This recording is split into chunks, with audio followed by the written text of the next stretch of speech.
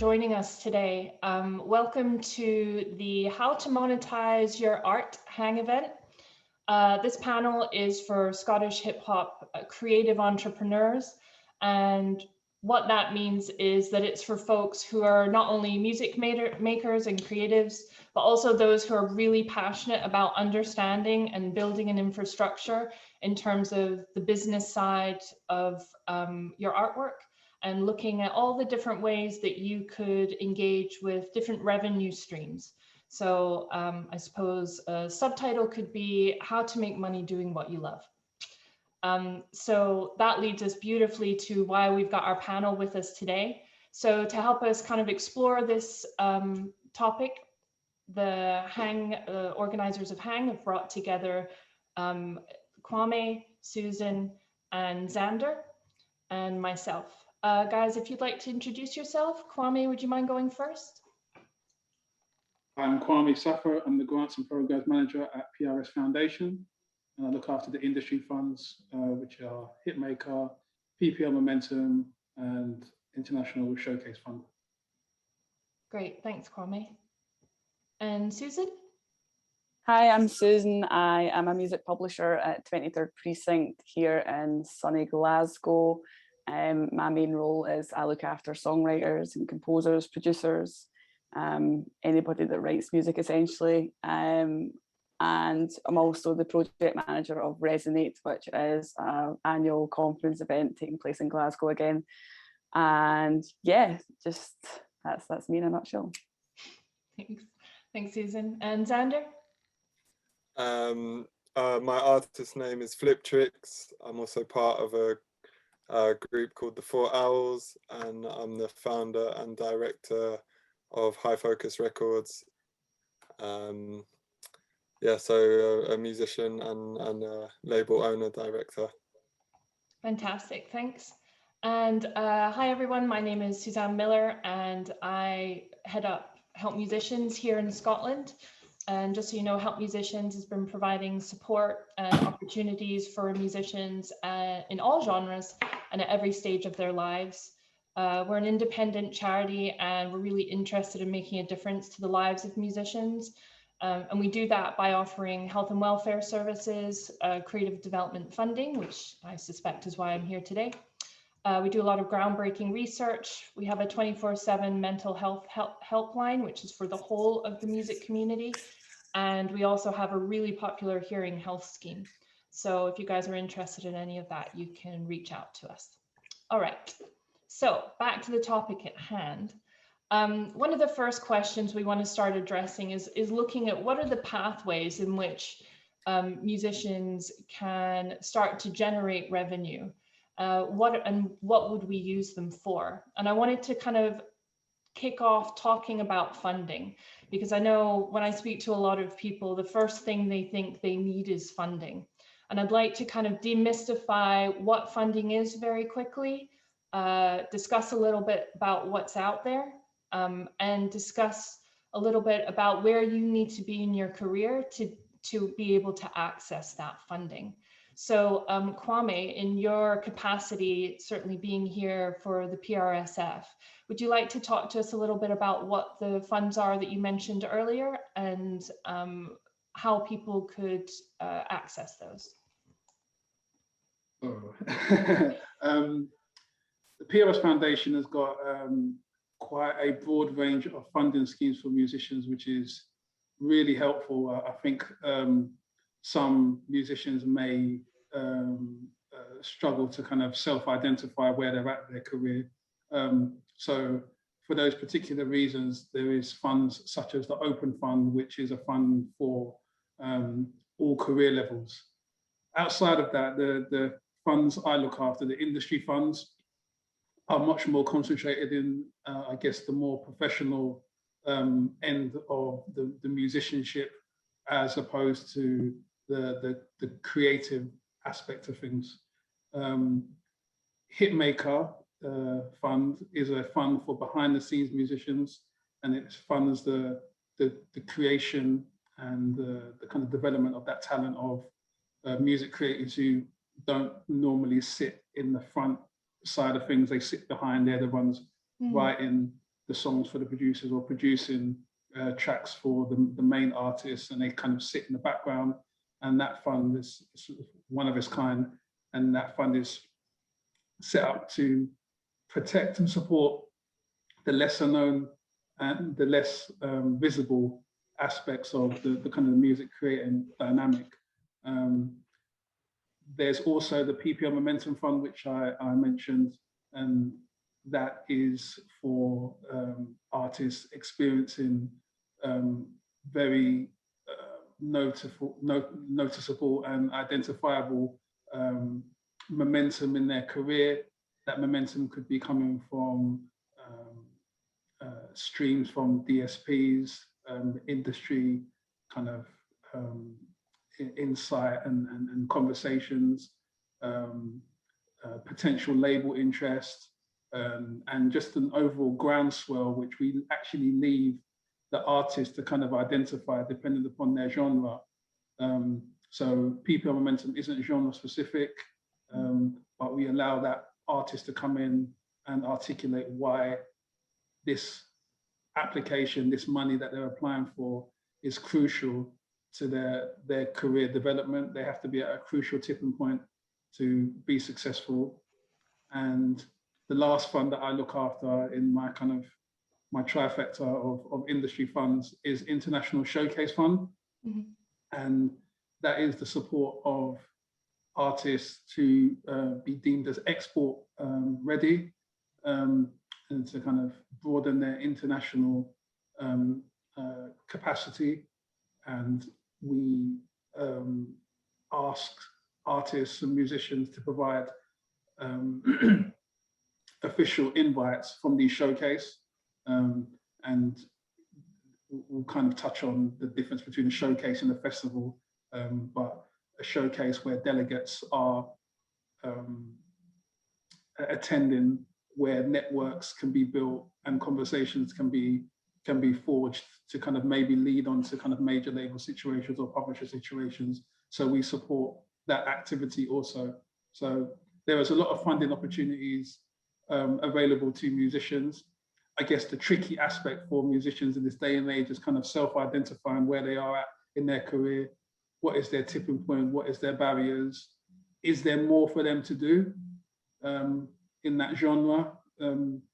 And again, it's them defining the boundaries of success, rather than us as an industry saying that you haven't done enough or you haven't played the right gigs or met the right people. That will come through via your articulation and your application, but also via the industry professionals we bring in to every panel decision-making process, who can verify whether or not that artist is at the right stage of their career also. But again, it's understanding that largely these are for artists and musicians who are independent, and we are a resource to kind of help you carry on your kind of your creative and your professional endeavors. I think that's a really important point, that when I spoke with each of you earlier today that we spoke about, which was, I believe, Xander, you talked about that you've never used funding. I think in Kwame, we talked about that it's funding is not a main revenue stream for artists and shouldn't be. It's about being something that if it's supplemental and it's there. I think Kwame, you said it's kind of in the background, but it's not kind of the driving force in terms of a revenue stream. And I think that's something that if any creative or any person wants to create something sustainable, then what you have to do is start looking at revenue streams. And Kwame, both you and Xander talked about being able to pivot and being able to be responsive to what's actually happening in the sector, and that being able to diversify those revenue streams is really important. And funding isn't necessarily like that. Funding is something that is static in terms of it's created external. It can't grow because you want it to grow. It's something that somebody else puts out. And as Kwame, we discussed, it's an investment in your career. Yeah. Cool. That's great. Thanks, Kwame, for kind of talking us through those three that you're managing there at PRSF. Certainly for Help Musicians, a lot of the stuff that we do is around looking at supporting people's creative endeavors through our funding. It's about developing their skills. And then we also, because we're a charity and we focus a lot on health and welfare, in all of the funding that we offer, we usually have a health and welfare aspect as well. Because if you as an individual and a creative aren't in a good place, then you're not going to be able to utilize that funding for the project that you need it for in a kind of balanced and healthy way for you. So a lot of we've kind of taken away the barriers, hopefully, for funding. Our funding is now all year round. We've not put any deadlines on it. We've not put any time constraints on it, which means that you can apply to us as and when you need it. And people tend to come to us for if they're kind of itching to get into the studio and record and release some new music, then that's something that we can support them with. If they have an exciting idea that's quite innovative and a new music-led creative collaboration idea and plan and project that they like to bring to us, that's usually something we can support with. And then obviously, as I mentioned earlier, personal development opportunities. So building those skills, either creative or business skills, that's something that we can certainly support with as well. Kwame, did you want to say anything else around the funding and those funding opportunities before we move on to kind of other revenue generating streams? No, I mean, it's just to kind of reiterate that with some genres, the funding aspect may not be something which they would have factored in, because typically the nature of that genre might be heavily DIY intensive and you kind of do it all yourself. But again, having an awareness that there is a resource there to kind of tip you into the landscape, which helps you kind of compete with some of the larger kind of musicians within your field and broaden your reach, broaden your audience, broaden your return of investment. Also, you may need that additional financial support. But again, like you said, funding is very static. The creator is the creator in every sense, and they have to be creative with their plan of activity. So we are always looking for how that pivot will impact you and your development within your application that you put into us. So we are looking for how you may feel that the fact that you've covered all the tours and the venues locally or even nationally for your genre, that you may need to pivot into more market intensive activity. You would have to articulate that and just let that be known. But again, we are a resource to kind of help you achieve those outcomes. And it's just kind of letting musicians know that sometimes it can be very daunting that you feel like you're hitting your head against the wall because you're up against big majors and with infinite budgets, it would seem, and you're just looking to just have some sort of sustainability.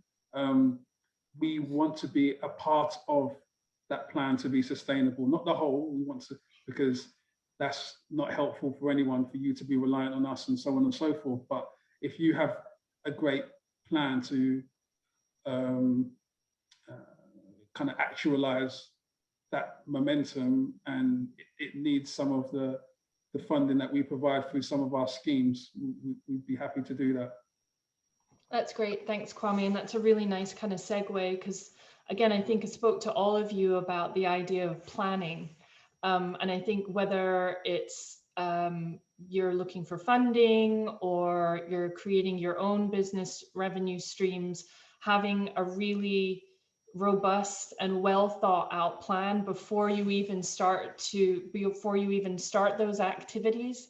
Again, we talked about being flexible and being able to pivot, but you have to start with a map of where you are and where you want to be, and at least an understanding and a plan of how you're going to get there, even if you have to be flexible if you need to change those plans. And that's really, I think, for anybody who's watching today and listening, that's really, really important. You can't come to generating revenue streams with just an idea. You have to be able to sit down and really plan that out and think about what could go wrong. And if something goes wrong, how do I, and this word will come up a lot, I suspect today, how do I pivot and make sure that I'm still able to stay on track to achieve what I need to achieve? So Xander, you talked an awful lot about the planning that you did, certainly early on in your career. And can you talk us like a little bit, talk us through that a little bit and the revenue streams that you created for yourself? Yeah, for sure. I started writing lyrics and stuff when I was about 16. That's when I kind of got into music. Then when I was 21, that's when I put out my first solo album that I just did independently. It was very much DIY. I was going to every single show I could, every single open mic. I borrowed like 500 quid off my mum to make my first CDs that I took to every show and sold by hand. Through going out and that, I met lots of other incredible artists that I became friends with, started collaborating with, producers, other rappers. Then when I was 23, I'd finished my second solo album, which I wanted to get signed to another London label. But they basically said that I'd have to wait like a year and a half, and the best advice they could give to me at the point was to do it yourself. So I didn't want to wait that long, because to me the music material would have been old then. So that's why I started my own label, High Focus Records, was first to put out my own music. But then I really got into the business side of it and the entrepreneurship and really into that. And I had a lot of talented, really good, like talented friends around me who were amazing musicians, but they weren't so bothered about the whole other side. You know, the creative side is one part, but the whole organization, mixing, mastering, getting it all, making the finished product, press shots, videos, marketing, merchandise, that whole side, they weren't as into. So I then signed one of them, then another friend had a project, another one, and it grew naturally and organically. And you know, it was early on that I realized that there was a power in numbers. So the UK hip hop scene, as it were, when I was putting out those albums then, which was 11 years ago, was actually quite dead. It had taken a big dive because the previous label that was quite well known was called Low Life Records, and they had kind of gone under. They had I don't know if people know, but quite established artists like Skinny Man and Kalashnikov and Jest, guys like that. So then we kind of came in as a new generation, kind of formed a movement, like you said, set a plan. And I just went really sort of tunnel vision with, this is what I'm doing, this is what we're doing. Because of all of the collaboration within the artists and the whole movement, it really picked up. And then it just kind of spiraled from there. And now I'm like 11 years down the line. I've released 8 solo albums. I've released 3 albums with my group, The 4 Owls. We've toured extensively all around the UK, all around Europe, even toured Australia twice. Kwame, we probably could have done with some funding and stuff, but yeah, we were just on such a DIY thing, you know, hearing with what you're talking about. I'm sure if we had come to you and presented, you know, we were really doing our thing, but like I say, it was just tunnel vision. And you know, I'm a big believer in positivity and manifesting your own reality, and you do have to put time and effort into stuff, and it doesn't happen overnight. There was a lot of hard graft for, you know, for a good few years just to get to a point where, you know, money was coming in. But I think a good point is, like you say with streams, I say many streams make a river. So you need to think about every single thing. You know, you've got your music, but then with that you've got the, you know, the PRS, the PPL, you've got your live shows, you know, potentially online shows or talks and things. Then you've got the merchandising and syncing your music and not only playing at shows but also being a promoter. I was also a promoter. I put on lots of shows. I even put tours together. So, you know, if I was trying to live off one of these things, then that's not going to happen. But if you do every single one, before you know it, the streams make a river, and you're like, okay, cool, this is sustainable now. Not only am I doing what I love, but I'm also, through the record label, helping to facilitate other artists fulfill their dreams, and also doing it in a way where I give the artists their own creative freedom. So obviously I listen to their music and work with them and give them advice, but when I'm signing an artist, I'm signing it because I believe in their talent. I think they're incredible, and it's not necessarily all about the numbers if I really can see a special talent, but I know they're a bit more niche, but they will, you know, they'll still do quite well, and there's something special and unique. I will still work with them. And yeah, it's been a long journey, but it's been a great one. And I've been my own boss pretty much my whole life, which is cool. But then I work very hard, you know, because, you know, you can't get it twisted. You've got to really put in the effort and the time and the dedication. So yeah, I think it's important to network. Networking is really important as an artist, with producers, with rappers, you know, with everything, videographers, photographers. It's just networking. Build your network, create your movement, think about all the streams of revenue that you can have, you know, get in touch with people like PRS and stuff for funding, because there's definitely times that would have helped us. But I guess I was a bit funny, like, I want to do it all myself, you know, like try and do it. But yeah, it definitely would have helped. And yeah, I think that's kind of some main bits of advice and a brief sort of overview of my story. And we've had some big sort of successes as well. Like we put out Rag and Bone Man, who's now like an international household #1 selling artist. We put out 2 of his first EPs and projects. Like one of our producers sort of kind of discovered him before he was even known, and was really even encouraging him, like, you've got a great voice, like sing. Like some early videos of him on our YouTube channel, he's almost quite shy, you know, and then now look at him. And another artist, Ocean Wisdom, that we signed and released some of his projects. We ended up getting a top 40 charting album when he was with us on High Focus, which was, you know, I was really proud of that, getting a charting album as an independent UK hip hop label. And he's now signed to a major label as well. And yeah, lots of the artists on the label have managed to maintain music careers solely living off their music, you know, some with more income than the others, but at the end of the day they're all kind of living off their passion, which is, I think, what is really sort of fulfilling for the artists, really. So yeah, that's amazing, thank you. I think if you wouldn't mind sharing, so going into this in terms of the business side of things, how much did you know about it? How much did you know about business going into it?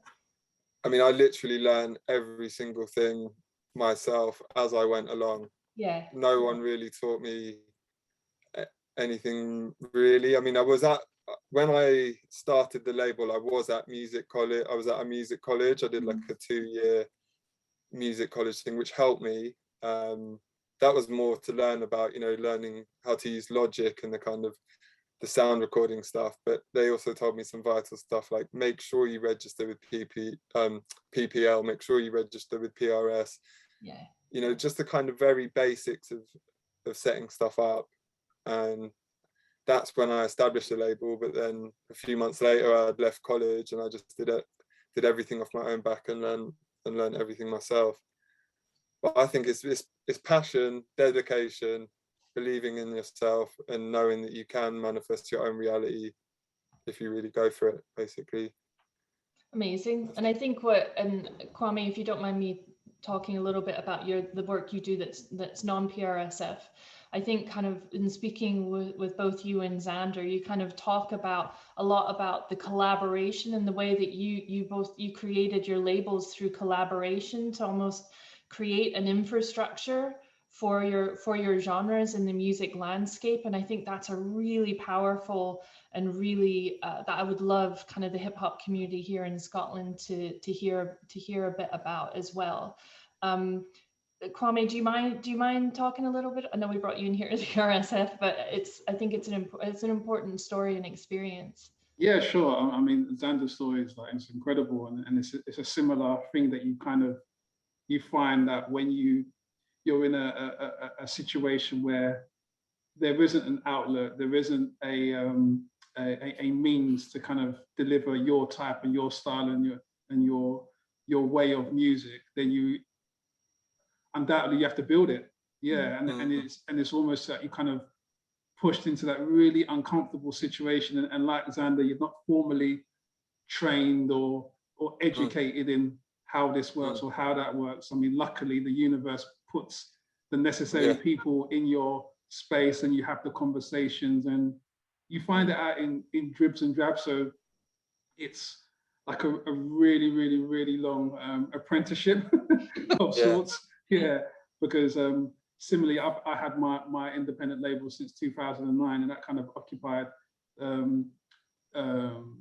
like the London kind of house scene, but I didn't want to be kind of like a house purist. I wanted to work with vocalists, I wanted to work with rappers. And even outside of that, when I felt like I didn't want to make house for a little bit, I wanted to make a bit of hip hop. I've done things with Last Skeptic, I've worked with Trim, and just being able to kind of pivot in those means that you can only do as an independent label. You can also learn from those other music genres and find out what's working in their world, and you can kind of pick up things as to diversifying your portfolio as a business. So a lot of the things that I've learned as a musician, as an artist, in my role now at PRS Foundation, I can see how that makes sense to kind of pivot away from the kind of DSP reliance and start moving physical merchandise, start I guess investing in the kind of the potential of NFTs releases and so on and so forth. All of these things which technology and such kind of empowers the independent musician. You kind of find out when you're in an independent state, because you have to be really creative with the ways, like Xander said, to kind of create your revenue river as opposed to just your revenue streams. Yeah, so just kind of getting just hedging your bets, really. You chuck something over there with your record, and you've got something going over there with your live events, and then you've got your royalty situation coming on, and then you just wait to see what kind of returns from your opportunities. And you shouldn't be daunted as a musician in this current climate if what you need isn't out there yet. It's just a case of maybe you have to build it and come into organizations like myself or help musicians to kind of facilitate that bigger plan. And that's the way it's probably better for you, rather than us encroaching in your plan and going 75-25 or 50-50. We'd rather it be majority yours, and we just kind of help you get it over the line.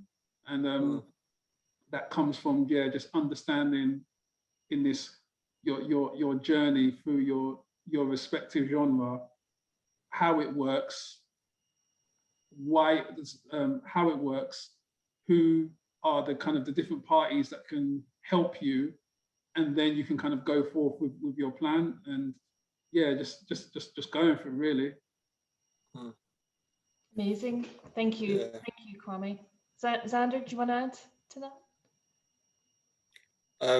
I mean, one thing that I also was thinking about was, like, I was looking at Scotland and, like, the population of Scotland, and I think it's like 5.5 million or something. So, like, even if you're thinking about that as a hip hop artist in Scotland, that's actually really big. I mean, I don't know what London is, something like 9 million or something, but 5.5 million is still a lot of people. And when I started putting out hip hop, our hip hop would be classed as more like boom bap, traditional kind of stuff, and more niche. But there was actually a really big audience. You know, we were selling out shows all over the UK and then getting flown all over Europe. So although it wasn't like commercially being as accepted and on the radio as such, we were all still out there touring every weekend to like full clubs. So I think, you know, start where you are, build up, create that movement, create that fan base, expand through Scotland, and the people who are top tier in the genre there, it will just flood over. You know, it's like, even when you look at hip hop, you know, in the early 2000s, you wouldn't even really hear people from the UK even rapping, really. It would be American. If you asked a kid in school 20 years ago who his favorite rappers are, every single one would have been American. Yeah. If you ask a kid in school now who his favorite rappers are, probably all from the UK, because you know, or a large percentage would be. So I think, if you know, if you see that, you know, in terms of Scotland, I think that like there is a lot of people there who are all going to be able to relate to what they're talking about, relate to the accents, relate to, you know, the dress, everything, you know, and it's from there that you can really make your fan base, make the movement, become established. The top tier people will just naturally flood out into the rest of the country and then into Europe and around the world. I mean, you even see it in all different genres, collaborations happening with, you know, I don't particularly like listen to drill personally, but I've seen collaborations of like Australian drill artists collaborating with UK drill artists, and they're on the other side of the world, living in very different climates, but talking the same stuff. And it's interesting to see that if you're like thinking about accents and stuff. And yeah, I think that there's so much scope, really. The people are there, so it's just about making sure the music is quality, really, and sort of creating that scene. If there isn't a scene, if there isn't a movement, or if it's not as big or as established or as professional as people would like it to be, just to move forwards in that direction. And like Kwame was saying, you know, as you go along that journey, the universe will put the right people in front of you that you need to take the next steps, really. Yeah, that's great. And I think that's a really important message for artists working in the Scottish hip hop scene, is that don't worry too much about what's happening on that kind of international scale. Build from the ground up, because exactly what you said, the people who are engaging with you, reflecting their experience, and they're the people who'll be your loyal fans, who'll buy your albums, who'll go to your tours, who'll help you grow, you know, not only the infrastructure but the scene as a whole here in Scotland. And that's really exciting. Susan, from a publishing sync, and obviously through Resonate, I think in Scotland we're lucky that we do have the SAMAs that highlights hip hop, and we do have Resonate that also highlights hip hop and other genres like that. What do you see in terms of kind of being based here in Scotland are really potentially exciting revenue streams for the hip hop scene? Yeah, I just want to highlight that point again that Xander just made. It's like many streams make a river. Like I feel like I need to get that written down somewhere. It's just so true.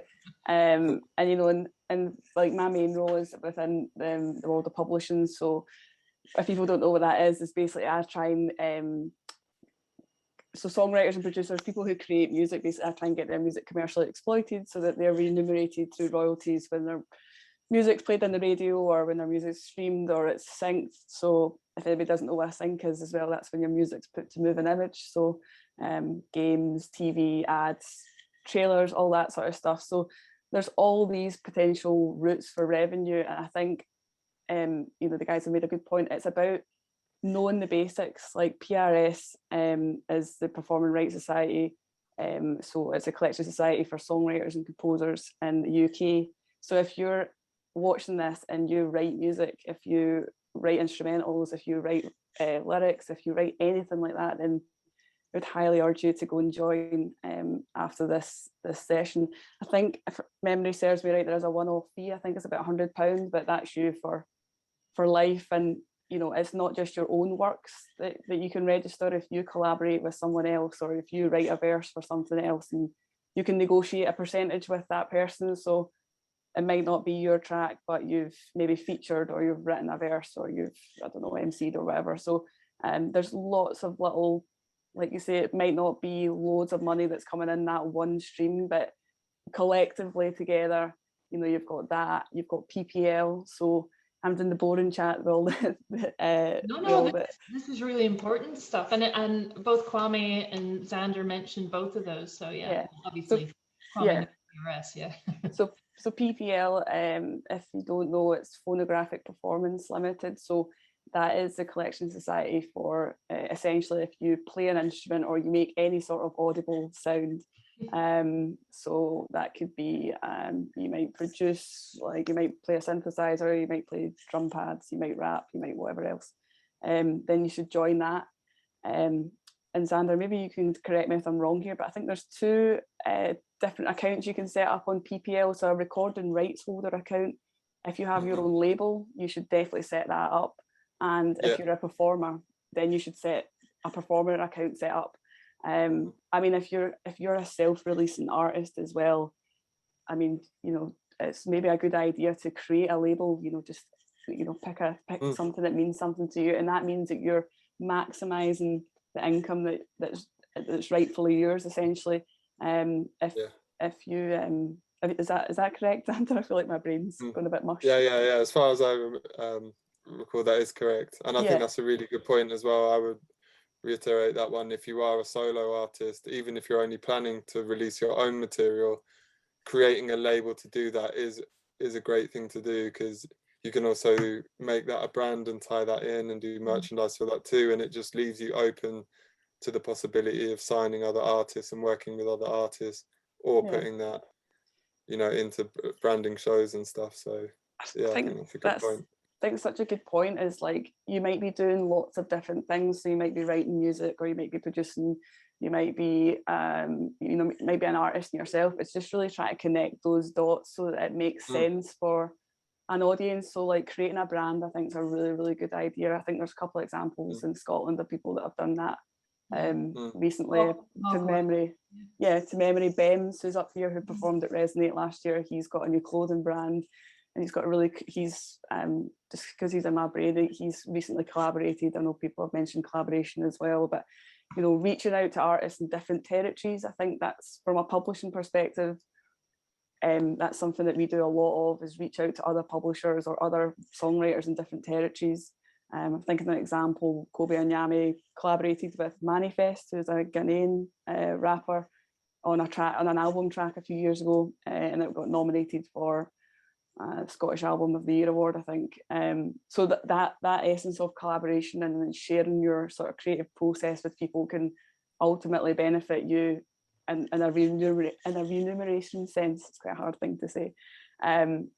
So yeah, and then on the sync front as well. So sync is, you know, the digitization of the music industries. We've got access to the world's songbook at like 2 clicks, which is great for all of us, but it's like, ultimately it's kind of screwed a lot of artists, and it's kind of made life really, really difficult for a lot of artists. So people are looking to other avenues, and sync is sort of a big sort of lucrative area where budgets for advertising companies, but particularly in America, are just, you know, crazy. But so maybe if you're an artist or if you're a label, you could look at getting a third-party sync agent. So these are people that would represent your music, and then if they get a piece of your music used in an advert or a game or something, they would take a percentage of whatever the fee was. So there's companies like Music Gateway who are really good. I work with a company, Plutonic Sync, she does a lot of work in America. So there's loads of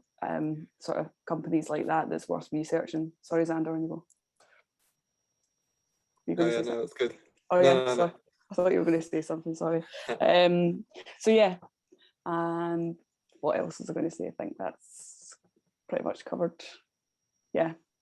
Amazing. All these incredible, I think we should just get together and kind of map this all out for everybody so that we can then just pass it to people all across the UK to show these are all the different things that you can do.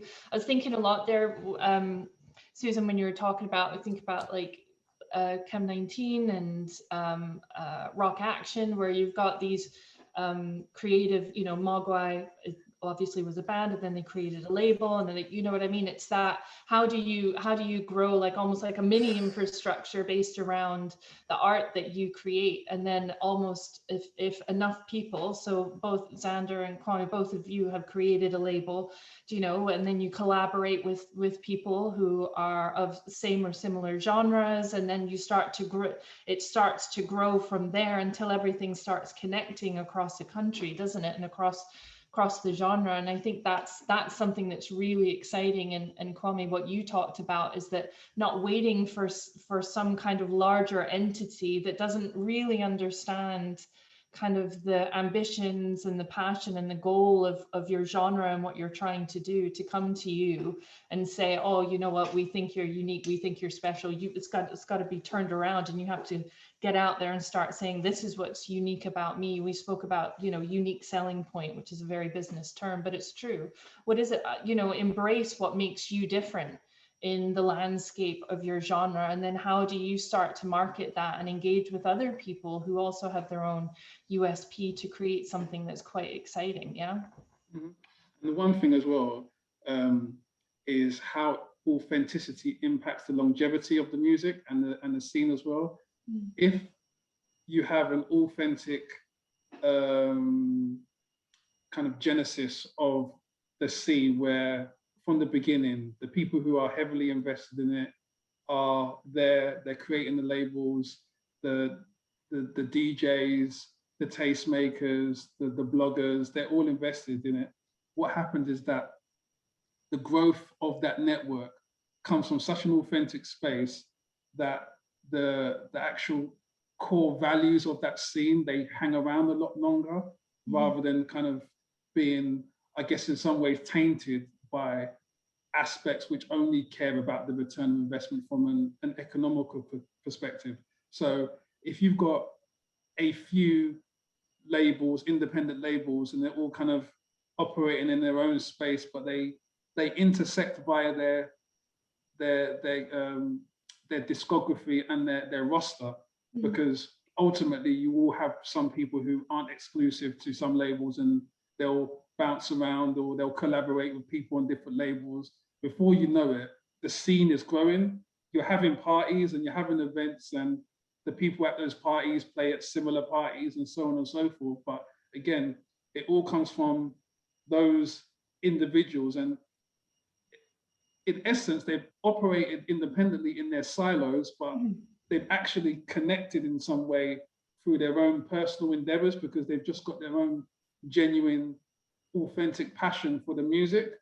And then that creates a network. So it's really kind of setting off a chain reaction within the Scottish hip hop scene, which has a butterfly effect. And after a while, everyone sort of is related, because they all identify with the scene.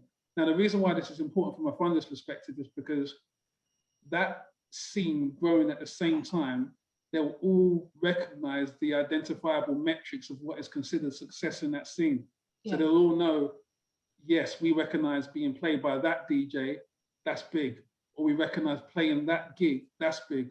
Or we recognize having a release on that independent label in Scotland, that's a big move, because you've all grown up, you've all established that where the kind of the hierarchy is and the tier is, and who's got to do a bit more work, who's doing exceptionally well, and you'll all kind of identify that through your own independentness, as it were. So it's really important to kind of just kind of get the ball rolling in that area within the Scottish hip hop scene, and then as and when they see fit, they will access our help to kind of push them further afield and to kind of identify whether or not, okay, now we've, like Xander said, now we've kind of looked at the perspective of, we've done everything we can do within Aberdeen or within Edinburgh, within Glasgow. Let's broaden ourselves out a bit. Now, if geographically they can't get to the next nation for whatever means, they might look into what Susan was talking about, which is the sync situation. And because music can travel further than, the audio of music can travel further than we can physically. And it's important to kind of utilize those means. If you can get a sync on a popular show, if you can get a sync in a target market which you've identified for your own Bandcamp, that they like your sound in that part of the world. It's all about using the kind of the metrics and the information, the data that is in front of you, and then targeting your next moves. Amazing, thank you. What do you guys think? I'm really interested in kind of, and we spoke a little bit, Xander, you were talking about how kind of, you know, you're in this great place and where you've created this career for yourself that is, you know, focused on the music side of things, but you're very gracious in saying that took you a long time to get to, because you had to kind of create that infrastructure kind of from scratch.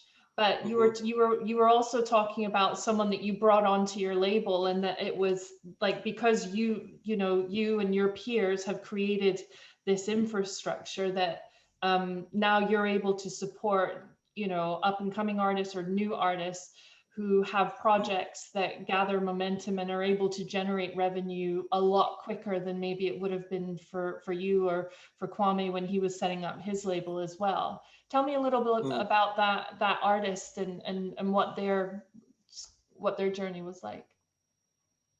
Well, yeah, I think you're referring to Ocean Wisdom, who was the guy who I said the second album that we put out on High Focus, it was the one that was a top 40 charting album. So I guess what it kind of is, it's kind of like each generation is laying the foundations for the next generation to come, you know, so the new generation can always build on what the older generation did, as I was building on what the previous generation did. So they had it even harder than we did, and then, you know, we've done our thing, and then it almost gets slightly easier as it goes along. So I think with Ocean, obviously he had the, you know, incredible talent, you know, and great marketability, and his flows were really incredible. And luckily we got some big established artists on the album as well. We had Method Man from Wu-Tang, and Dizzy Rascal was also on there, which was quite funny because we reached out to Dizzy Rascal like through the managerial route, and his managers were like, no, he's too busy, like we can't do this sort of thing. And then Dizzy was actually in the gym, and his trainer was playing some music, and he was playing Ocean Wisdom, and he heard Ocean Wisdom, and he's like, who's this guy? Like, he can rap, like, let me get in contact. So then it turned out that Dizzy actually reached out to Ocean, and then they got together in the studio, and like, he was super cool, and they did the video together. And it was just interesting that we tried to go the professional route, but just by chance and they said no, and then they probably didn't even play it to him, you know, and then he heard it through his guy at the gym, and reached out to Ocean, and it was things like that that really helped sort of catapult it into the mainstream. But like you say, I had been putting in the work for, I don't know, 7 or 8 years before it got to that point. So High Focus was established enough that we had a decent enough YouTube channel that, I don't know, probably had like 300,000 subscribers by that point. So Dizzy was still like, okay, cool, I'd be happy to have that on there, because it's not something tiny, you know, these guys are doing their thing. I rate the artists, I respect the lyricism, I see they've got a platform. And he was really cool about everything, really. So yeah, it's nice to see how, you know, how the journey can go. And yeah, I guess it's kind of that thing about being at the right place at the right time, you know. And also sometimes sorry, go ahead. The classic phrase as well, like, it's not what you know, it's who you know. A little bit of that as well. I was going to say, you've created a new revenue stream, which is through artist personal trainers. So yeah.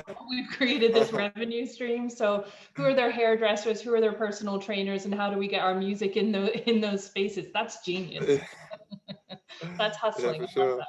Yeah.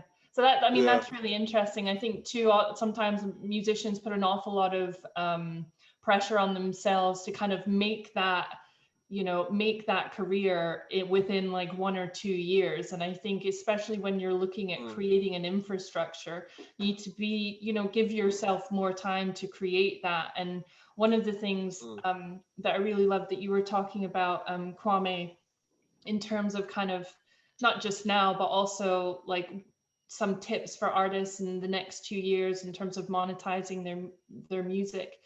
Kwame, you were talking an awful lot about tastemakers and how artists get in touch and engage with tastemakers. Would you mind telling everybody a bit more about that? Yeah, I mean, the thing with tastemakers, even as a concept, it can sometimes be quite controversial. The fact that you can kind of have a few individuals who can determine the success or the support of artists. But I think it's more about having an idea from an artist level, and they probably do already, but they haven't really thought about it. I mean, when an artist makes a record and they want to promote it, who is that DJ? Who is that for the case of this discussion? We're going to call them a tastemaker, because that's what they're doing. They are creating a movement around their own taste, their personal taste, kind of thing. Who are those individuals that you would be targeting to kind of support and play your content? So once you can kind of have an understanding of those individuals, those people, what you undeniably do is create an awareness throughout that culture that this is the individual, this is the person who, if they are supporting my record, this is a good thing. Good things are going to happen, because there is a general consensus around the majority of you that person and his taste has a following and has its own kind of movement behind it. So the reason why that's important to establish that, because that can kind of factor into your kind of career of your achievements, your career anchor points. When you're listening for funding support and you begin to kind of document where you've played, your highlight reel, as it were, in written form, you can begin to put also who has supported your music. And depending upon the type of hip hop, if you're making drill or trap, or if you're making lo-fi stuff or boom bap, certain names would resonate and be more impactful if you were to kind of align yourself in those areas. The same way, if you were to have a piece of jazz, there will be some jazz tastemakers or label heads in that world that, if you mention them, or if you played something to do with Giles Peterson, that would resonate within that universe. And you have to kind of understand and self-identify who are those individuals that your trajectory written in the application form will instill confidence in the funder that there's going to be a return on investment. It can be quite a difficult process, because some musicians are quite introverted, they're quite self-critical of their art. They probably don't want to kind of blow smoke and kind of amplify what they've done. But it's the kind of the pitching process. You should start the process of being quite comfortable with it, because you're going to have to pitch if you go to a label. You're going to have to pitch if you're going to talking to publishers. You're going to have to pitch if you're talking to pluggers as to the validity and the strength. Belief in your music is infectious, so you have to kind of get across that belief within that application process as well.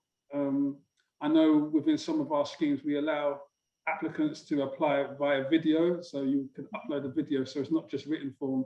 If you find from a kind of an applying perspective that process a bit daunting, you can apply. If you come across better via audio or visually via video, that is available in some of our schemes as well. But again, it's really kind of articulating and showing that you've hit the necessary metrics within Scottish hip hop or Scottish grime. That means that you've done everything there is to do. And this is why this funding is necessary to kind of push you into that next stage of your career. Great, thank you. Sandra, what's that kind of journey been like for you, or what do you see? And you were talking a lot about some, you know, kind of cryptocurrency and things like that. Like over the next 2 years, in terms of artists monetizing their music, what kind of tips would you give to the Scottish hip hop community that might be useful for them to be thinking in kind of in a like, you know, 2, 3, 4, 5 years ahead? Yeah, definitely.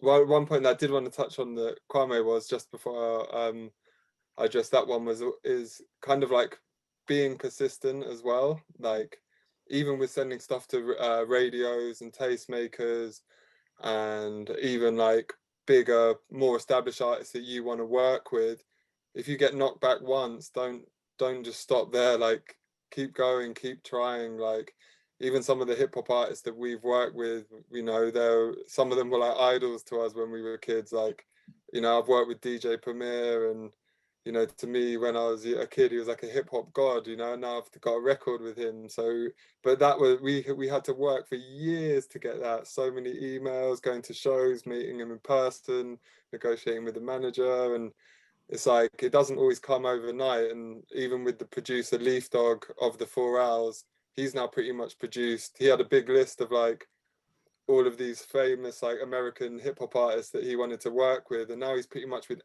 worked with nearly every single one. And some of them he would literally be sending emails every day, check my beats, check my beats, check my beats, check my beats, check my beats. Then one day after like 40 emails, the guy would write back, I actually love this beat. And then you know, then he works with him, and then he's got that on his, you know, credentials list, and he can say, I've worked with this rapper, would you want to hear my beats? And then it builds up more, and then you start getting a name, and then you can like, you know, go from there. And another thing with the radio, like we definitely found this, and it was kind of hard in the early years of High Focus especially, was we felt like we had quite a big fan base. You know, we were touring the UK and Europe regularly. We'd done like an Australian tour, selling quite a lot of records, living off our music, but getting pretty much no support from mainstream radio. And it took a while to like break that. Like, you know, almost some of it wasn't seen as like cool or whatever. I don't know. Like it took a little while to break it. Now we have had plays from lots of, you know, mainstream established artists. One of my tracks on a couple of albums back ended up getting daytime playlists and stuff. So we got there. We did get there. But it took like years really of like persistence and doing it before you finally got that acknowledgement. All right, yeah, you guys are doing it and your stuff's good. Yeah, I'll give it a spin. And then when a couple DJs spin it, others get on board. And it's about being persistent. And if you get knocked back, just dust it off and keep trying really. And then yeah, now onto like the cryptocurrency and NFT stuff. I think it's like, as I was talking to you about how so obviously going back, physical music used to sell loads, then digital downloads came, kind of crushed the physical, then streaming came, which kind of crushed the illegal digital downloads, which was good, but then the streams, you're only getting like 0.0002 pence a play, so doesn't really account to much. Obviously, as we said, many streams make a river, but I feel now with the move into the digital currency and the move into cryptocurrency and NFTs, that is a way that artists can really almost get some of that money back, where it's been like a lot lower in streams. Like people are making insane amounts off NFTs because they're being sold as like bespoke one-off pieces of arts, you know, with certificates that people can have and own, and when they buy them like a week later they're worth double the amount. So even if someone's spending £150 on one track, it's actually an investment because it's the one-off that only they have, or of a set limited amount. So I think it's really important to be on the ball with what's going on. don't stay stuck in the past, you know, look to what's going on in the future and move with it, move with the times, move with the, you know, with the apps and the new things coming in, and it does look like NFTs are going to be big and yeah, around to stay. So I think that's like a wise thing to look into. Yeah, and just being on the ball. And I noticed that looking at some other artists that were really good and well established in the generation before me, when the streaming industry came in, a lot of them were quite against it. They're like, I don't want to put my music on streaming services and get nearly nothing for it. So they were kind of like stuck in the mud and then didn't do it. And then their catalogue wasn't on there. And really they lost out on, you know, thousands and thousands of pounds. And then years later, they realized and went on. So yeah, it's about kind of moving with the times and trying to look forward to what you know, what's coming, and embracing it, and using you know, new technology to our advantage as well. That's great. Susan, what about you? I know that obviously in publishing you guys kind of have to be on the yeah I mean, all that stuff. 2 years from now, I think we'll just be getting our royalties for people getting their music played on radio today or whatever. But you know, I think I spoke to you earlier about Suzanne, like you know, from my knowledge, you know, correct me if I'm wrong, but I don't know anybody here in Scotland that's purely representing Scottish hip hop for publishing. Maybe that's an opportunity there for someone that's watching this. You know, I would love to be part of helping setting that up. I mean, it's our company's part of a bigger company, so it's maybe not something for us, but I would love to see someone, you know, take the bull by the horns, for a phrase, and just be that support network for the producers and the writers up here in Scotland. And then maybe that will help develop the writers, and that'll maybe lead on to like cooler, like, you know, transatlantic collaborations, or you know, having like a figurehead here in Scotland that's like, okay, I'm going to go to this person because they know all the writers, they know all the producers. Like, you know, I think in the next couple of years I would love to see that. I think, you know, coming from someone who's maybe a bit on the distant side of the hip hop scene up here, I do enjoy hip hop music, but I'm not a writer or a producer or anything like that. You know, I can say, like, I've noticed there's been an explosion of like popularity in the past 2-3 years, you know, having people like Shogun and Oxy B on the Rap Game UK and stuff like that. I think that's like a huge step in the right direction. And, you know, I think there was things before about the dialect and the accent, and I think people sort of got over that and just, you know, they're listening to the actual music and the lyrics and what the message is, and, you know, the productions. So I think there's a huge opportunity out there for, so if there is anybody that's watching this that's interested and would like to know about, you know, if we can help guide them setting up a publishing company, great. But I think first and foremost, it's about providing people with the knowledge and the skills of making sure that they're collecting every single penny that is rightfully theirs. You know, there's a horrible fact that PRS, that any unclaimed money gets paid out on a pro rata basis. So it goes to your highest earning, your Elton Johns and all that, and I think they're fine. So, you know, if we can, you know, if events like this, and I think Kwame made a good point about tastemakers, but like going to networking events, you know, hopefully this will become more normal in the coming months, but going to meet your Tiffany Calvers, going to meet your tastemakers and your radio hosts and, you know, your DJ targets and all that sort of stuff. I think that's like the most helpful bit of information I think that people can really take, is like going and being confident and growing your network. And, you know, it might not be tastemakers or gatekeepers or whatever you want to call them, it might be potential collaborators, it might be a music manager. I also think that's an important thing to touch on, as well as building the team around you. I mean, there's so much focus put on the musicians, and I think when you're an artist, like trying to do everything, like sometimes feel like you're the creator, create stuff, everything else, try and get someone else to fill that void or fill that role, because that's ultimately what your job, your full-time job should be, is creating, and the other stuff can be distracting. So, you know, yeah. Cool. So Susan, you're offering your consultation to anybody who wants to set up the first totally. Scottish hip hop publishing. I mean, reach out to me. Like, you know, it's incredibly hard to collect all publishing royalties, which are rightfully yours, without a publisher. Okay. So the publishing network's hugely complex. There's different collection societies in every territory. So trying to do that on your own is nearby and possible. So there's administrators out there like Centric and Song Trust, and there's ways to do it. It's not impossible. So if there's somebody watching this and it's making your brain excited, then come talk to me, and hopefully we can help manifest something. That would be a really cool thing, I think. That'd be amazing. Great, thanks, Susan. It's all right.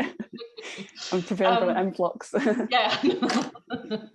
So we're getting near the end now. So I think in terms of, we've spoken a lot about kind of resources that folks who are watching this can just start to engage with. So we talked about PRS, signing up to PRS to make sure you're getting royalties there. It's at PPL as well, and I believe both of those organizations, guys, have you can call them for support if you need support filling out any of their applications and documents. Don't get put off by filling them out. Just kind of work through that with their teams so that you are, as Susan said, you're kind of taken care of. Once you're signed up, that's you taken care of, and the money just comes, with support from Susan, obviously, directly, and any teams or people around you can make sure that that's up to date and you're able to create that revenue stream there. Sandra, were you going to say something? I mean, yeah, leading on from that, I guess it would be kind of getting on, there's companies like TuneCore and stuff that can get your music digitally distributed easily, whether or not you've made a label or just as an independent artist. So yeah, make sure you're on all of those digital platforms and on the social media, and really promoting yourself and making use of all of those of those tools that we have at our fingertips, really. That's great, thank you, Xander. And Kwame, in terms of kind of the PRSF and the funding that you guys do, is there any other resources there that you'd like to let people know about that would be helpful? I think obviously people know that we're here. I think just familiarizing yourself with the website, looking at the deadlines as well. I think the deadlines are very important, because once you can identify your deadline and then work backwards from that deadline to see how it kind of factors into your plan. So Momentum has 4 deadlines a year. Hitmaker currently has 3. Open Fund, I believe, has 3, and International Showcase Fund runs throughout the whole year. And just identifying that if you maybe are about to release an album in the spring, maybe you want the album to do its work and come off the back of that momentum of the album, and then apply for funding to see what happens next. You can kind of just strategize if you've got some dates in mind. So yeah, just get out your calendar, circle the dates in the year as to what funds are applicable to you. And yeah, just factor in, again, this is about building the infrastructure. So even if you're a hip hop artist in Scotland and your producer, you've got an in-house producer who isn't front facing and not an artist producer, maybe you might advise him to come into funding to support what he does, and that would be Hitmaker. So again, it's about helping all the different parts of the hip hop kind of economy in Scotland at the same time, not one after the other. You can kind of do it all at the same time, so that there is a more holistic benefit. Mm-hmm. That's great, thank you.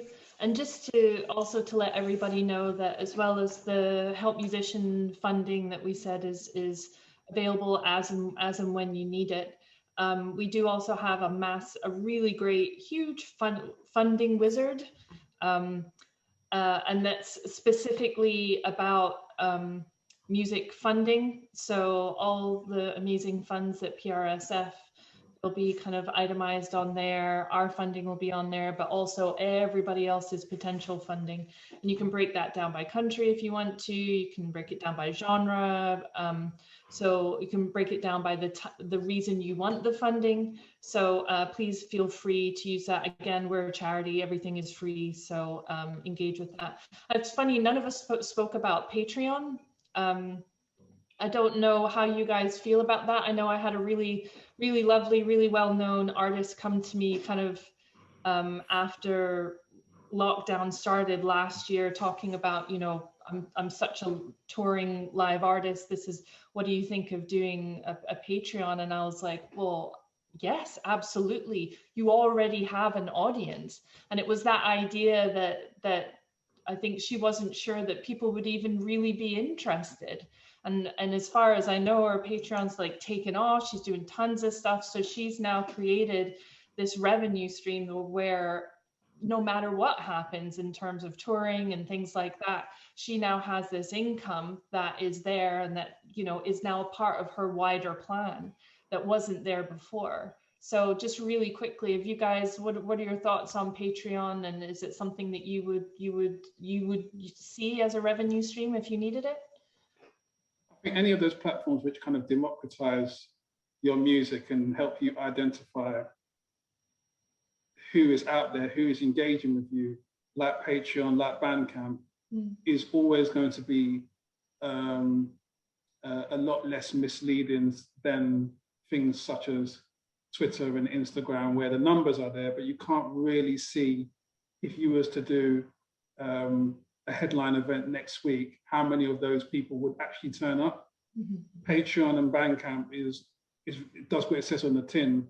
You're immediately linked to those paying fans and subscribers, and it helps you forecast from that point onwards. So especially when you're coming in for funding, you can forecast at the worst case scenario how many vinyl you're able to shift if you do a press, and how many people you're looking to that are looking to come to your headline show, and that could factor into your budget side of your application process. So Patreon is brilliant, not just for the fact that you're getting an income stream, but just for the level of data that you can get off of the back of it as well, which is, I mean, data is the new gold in this day and age as well, and it provides so much freedom. So yeah, it's 2 thumbs up for me.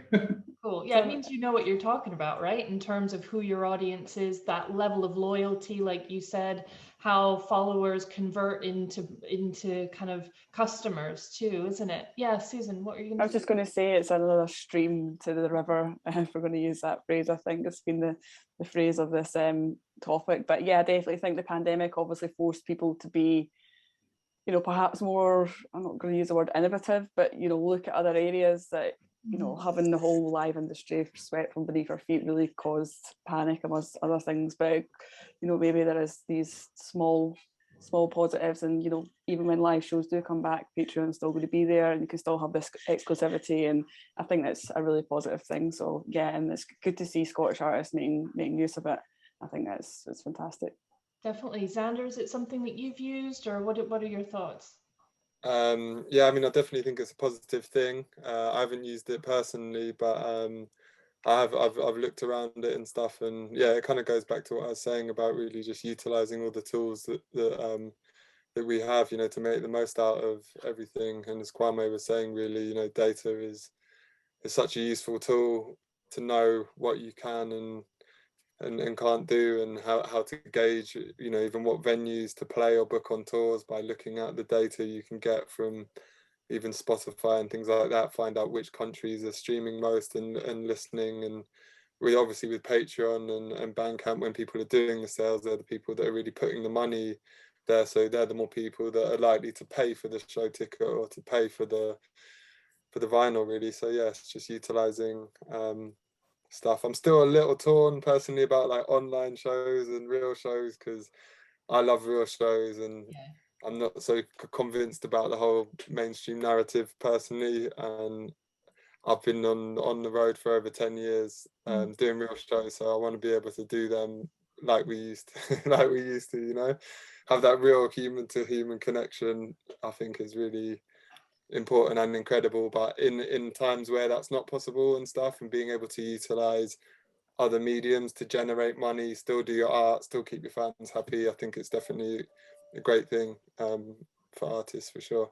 Yeah, and I think especially when I think it creates an accessibility that wasn't there before, in terms of people who are your fans who maybe can't afford to travel to where you are, or can't afford, you know, the bigger you get, the more expensive your tickets are, and so they can't, Yeah. they maybe can't engage with you in a way that maybe other folks can, that I always think is quite interesting. But it's up to each individual. I agree with you. I think sometimes, but some people don't want to share that much. It can be, even though it's online, that you're sharing an awful lot, and it can be quite intimate too. So I think it's just, yeah, it depends on the individual. Well, this is great. We're going to, last question is, what projects are you guys working on next, and how can people connect with you? So Kwame? I mean, I'm still in the process of getting out my album, so I need some of Xander's energy to get. But yeah, I've just been very finicky and self-critical of some of the work I've been putting together. But I'm just working on my album on my own record label, Houseology, and again, just really looking at the NFT landscape and seeing how viable that is and how it kind of integrates. But just really just keeping abreast of the news. I think social media is a really good space to find out cutting edge information on where developments are in these things and how they can help your music endeavors. So that's from my side of things. I'm online as @FunkButcher. And my label's @Houseology Label. Great, thank you, Kwame. Susan? Sorry, I was just writing down @FunkButcher to make sure I follow you. I think we can get you, Kwame. Yeah. So yeah, what's coming up for me? So I've organised a writing camp, which is happening tomorrow. So I'm going to be frantically panicking about things I've missed out for that. So that's happening. We're also planning our 5th edition of Resonate, which is a music industry conference. Happens in November, so we're making a big triumphant return to physical format this year, hopefully. We're planning a hybrid event, so there'll be a programme available online as well. We're moving venue, it's all very exciting. So we're going to have, we actually do an apply to play process as well. So last few years we had Ben's play last year, which was amazing. Echo Machine, we had Billy Got Waves and Joel play in 2019, that was awesome. So applications are open for that in September, so details will be on our website. It's www.resonatescot.co.uk. So yeah, it'd be great to see some great Scottish hip hop in the ring for that. That would be really cool. And yeah, just working away, that's the plans. Excellent, cool. If you need a charity partner for Resonate, hit me up. No, no problem. Xander, what about you? Yeah, I've been working, so we just recently started working on a new solo album, as well as some stuff with my crew, the 4 Owls.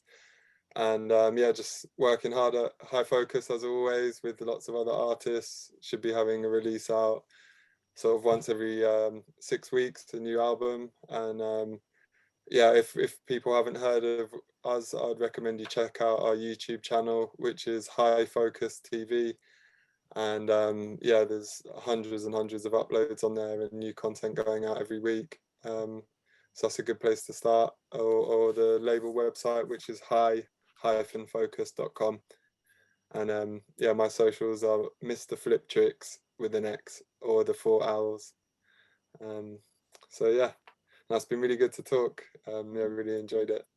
Amazing, thanks so much, guys. And from a Help Musicians point of view, we are, again, like I said, there for all musicians in terms of supporting you with your health and welfare first and foremost, and then with your creative and career development as well. Like I said, I'm based here in Scotland, and so is my team. We're often out and about at things such as Resonate and other great events around Scotland, or you can reach out to us via the website, which is helpmusicians.com. So thank you so much to all of you. It was such a pleasure to speak to you twice, actually, and just to hear about your experiences in the sector. And I think some of the big takeaways for me from this, if you kind of please feel free to chime in. I think understanding that building revenue streams is about creating a plan And it's okay if that plan changes, but you need to have a plan and have an understanding of how you get from where you are now to where you want to be. I think we spoke a lot about using your network, working in terms of collaboration. We spoke about building an infrastructure. Don't wait for someone to offer that infrastructure to you, but really feel free, take ownership, I think, and accountability for building that infrastructure for the genre here in Scotland. We spoke about, I think, understanding how to connect in terms of who are tastemakers, and if, you know, who are the people here in Scotland, who are the folks on the radio that you need to reach out to, who are the folks who, Kwame, you mentioned when we spoke earlier, you were talking about podcasts as well. So who are the people who are running those podcasts who, you know, your fans or potential fans could be listening to regularly that you can engage with? And I think, as Susan said, Sander, your analogy of all those streams making a river, I think that's a really nice way to start looking at a plan. And just for people the reality is these things don't often happen overnight. Give yourself time and space, use all the resources that we've mentioned today. And yeah, we're here to support you, each one of us individually, and then also I think certainly the Hang team and also the SAMAs. So thank you so much, guys. We really appreciate it. And thank you for sharing so much of your careers and your experience with everybody. Thank you. Thank you. Thank you. Thank you for that.